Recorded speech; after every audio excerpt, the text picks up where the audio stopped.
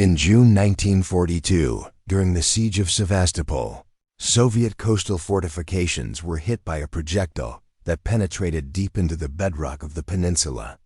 This cross-section tracks the incoming 800mm, 7.1-ton armor-piercing shell. The mass of the round punched through 30 meters of earth and concrete to destroy a buried ammunition magazine. The origin of this strike was the Schwerer Gustav, the largest caliber rifled weapon ever used in combat.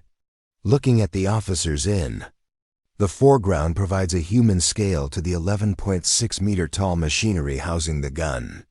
Delivering this level of tactical devastation transformed the gun's deployment area into a mobilized industrial site.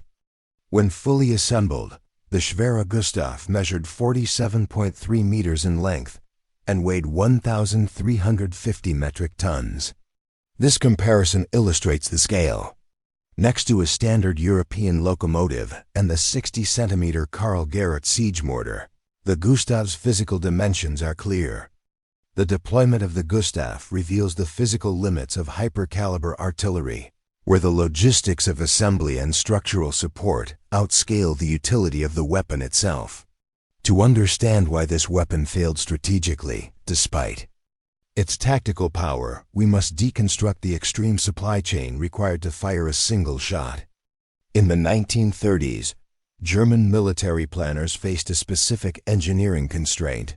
They needed a weapon capable of penetrating the steel-reinforced concrete of the French Maginot Line from over 40 kilometers away. Achieving that kinetic transfer at that range required a 7.1-ton 800mm armor-piercing shell. Safely propelling a mass of that size required a barrel measuring 32.48 meters in length and weighing 400 tons. However, forging a single tube of high-strength steel at those dimensions reached the limits of 1930s metallurgy and precision manufacturing. This wireframe reveals the structural solution. The barrel was built in two halves joined by a coupling nut and secured inside a jacket. To prevent destroying its carriage, 4 hydraulic cylinders compressed backward, absorbing 3 meters of recoil. This immense kinetic energy required a barrel and recoil system that completely broke the structural limits of standard field artillery. Because of its 1,350-ton mass, the weapon could not move over standard rail lines fully assembled. Moving the gun required dismantling it into 25 primary components. These modules filled 5 specialized freight trains, forming a heavy logistics convoy over a kilometer long. This map traces the 1942 deployment route, moving from proving grounds in Ruggenwald, south through Dnepropetrovsk and into the Crimean Peninsula. But moving into the Soviet Union hit a technical bottleneck. German trains ran on standard gauge track, while Soviet rail lines use wider rail beds. Rather than laying entirely new tracks, German engineering units physically converted Soviet wide-gauge beds into standard gauge as they advanced. Its mobility depended entirely on retrofitting a national rail network just to support its transit weight. Unlike conventional railway guns, Schwerer Gustav required a custom-built, dedicated rail ecosystem at the firing site. This schematic illustrates the assembly spur, a 5-track layout extending from the main rail line. Shifting to an isometric view, 2 inner rails supported the dual-track carriage.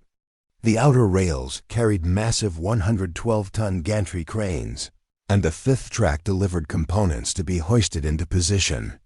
Once the parts arrived, it required 250 Krupp engineers and technicians, working for 54 continuous hours to assemble the gun mechanism. That 54-hour window was only possible after thousands of laborers spent weeks excavating the embankments and laying the custom track foundation. By the time the gun was ready to fire, the deployment zone was indistinguishable from a heavy industrial construction site, completely eliminating any element of tactical agility. Once built, the crew faced a severe mechanical limitation. The 80-wheel dual-track carriage possessed exactly 0 degrees of built-in horizontal traverse.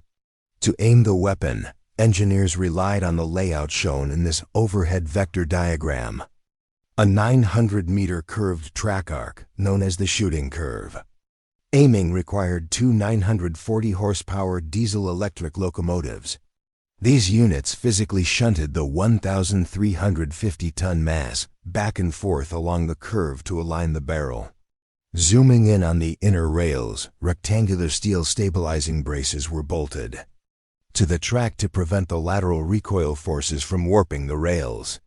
Beyond mechanical friction, the crew had to manage environmental factors. The weapon utilized a highly sensitive double-base nitrocellulose propellant. Temperature variations alter the burn rate of this powder. To ensure ballistic accuracy, the propellant was stored in specialized climate-controlled rail cars, held at exactly 15 degrees Celsius. This strict temperature management, combined with manual crane loading and the barrel cooling process, restricted the gun's rate of fire to 1 round every 30 to 45 minutes. Aiming and firing were restricted by massive physical inertia and environmental sensitivities, making rapid engagement entirely impossible. Despite its immense friction, the weapon accomplished its specific objective at Sevastopol, firing 48 rounds and reducing fortified coastal batteries to rubble. However, that success must be weighed against alternative heavy siege systems, such as the standard K5 railgun or the self-propelled Carl Garrett mortar. This matrix illustrates the disparity in resource allocation. While the Gustav offered unmatched range, alternative systems utilized dozens of personnel rather than thousands, and could be deployed in days instead of weeks. Furthermore, out of the 48 rounds fired at Sevastopol, high dispersion at maximum range caused several shots to miss their specific targets by hundreds of meters. High Command realized that the range and penetration of the 800mm shell could not justify the setup time and resource strain when compared to more mobile artillery. The logistical requirements to operate a single 800mm gun involved roughly 5,000 personnel. Its immobility made it a prime target for air attacks. Protecting the gun required 2 full anti-aircraft battalions, while the crew used massive camouflage netting in an attempt to hide the 47-meter-long structure. As the Eastern Front evolved into a war of maneuver, the era of static siege warfare ended, rendering super-heavy, rail-bound artillery obsolete. The Schwerer Gustav perfectly fulfilled its engineering directives, but failed as a strategic asset. It proved that raw kinetic power is useless if the systemic friction of delivering that power is too high.